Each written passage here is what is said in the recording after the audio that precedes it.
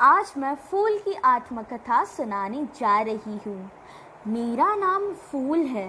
मेरा जन्म एक सुंदर बगीचे में हुआ है। बचपन में मैं कली के नाम से जानी जाती थी। थोड़ी बड़ी होने पर सभी मुझे फूल कहने लगे। मैं अपनी माँ डाली की गोद में अपने अन्य भाई बहनों के साथ मधुर पवन के झूले में झूला करती थी। मीठी नींद में मस्त बचपन का पूरा आनंद ले रही थी। मैं धीरे धीरे बड़ी होने लगी। सूर्य का कोमल स्पर्श और मधुर पवन से मेरा विकास होने लगा। मेरा रूप निखरने के बाद सभी भौरे मेरी सुगंध फैलने पर मेरा रसपान करने के लिए आने लगे। मुझे अपना संगीत सुनाते रहे।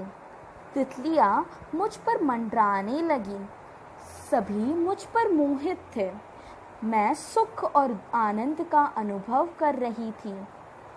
मैं पूर्ण रूप से खिल उठी थी। मेरे यौवन पर सभी मुग्ध थे। एक दिन माली, जो कि मेरा सच्चा साथी माना जाता है, वही मुझे खाद पानी देकर संवारता है, मेरे पास आया और धीरे से अपना हाथ मेरी ओर बढ़ाकर मुझे मेरी माँ से अलग कर दिया और मुझे बाजार में जाकर बेच दिया। मेरे जीवन की सभी अभिलाषाएं नष्ट हो गई। तितलियाँ जो मुझ पर मंडरा रही थी, बेचारी उड़ गई। बाजार में अन्य फूलों के साथ मैं भी टोकरी में रखी गई। वहाँ ना तो ताज़ी हवा थी और ना ही तितली और भौरों का मंडराना। थोड़ी देर में एक स्त्री सुई और धागा लेकर आई और मुझे हार के बीच कूद दिया। मेरी तकदीर में भगवान के मंदिर पहुंच गई। यह सोचकर अपने ऊपर गर्व करने लगी कि देवताओं के सिर पर चढ़ने का सौभाग्य केवल हमें मिलता है। मैं ही श्रद्धा का चिन्ह हूँ। किसी का स्वागत हमारे बिना हो ही नहीं सकता। और इत्र व तेल भी मुझसे बनते हैं।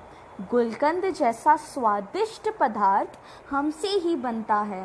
अभी ये सब सोच ही रही थी कि एक पुजारी आया और मुझे बासी जानकर भगवान के गले से उतारकर मुझे दूर फेंक दिया। और अब यहाँ पड़ी पड़ी मैं मुरझा गई हूँ। अब तो मैं अपने जीवन का अंतिम सांस से गिन रही थी।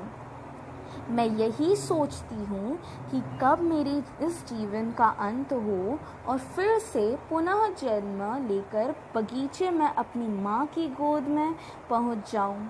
मैंने तो इस संसार को अपनी सुंदरता से आकर्षित किया और अपनी सुगंध से प्रसन्न किया, लेकिन इस स्वार्थी संसार ने अंत में मुझे अपने पैरों तले कुचल ही डाला। बस यही मेरी त्याग की कहानी है।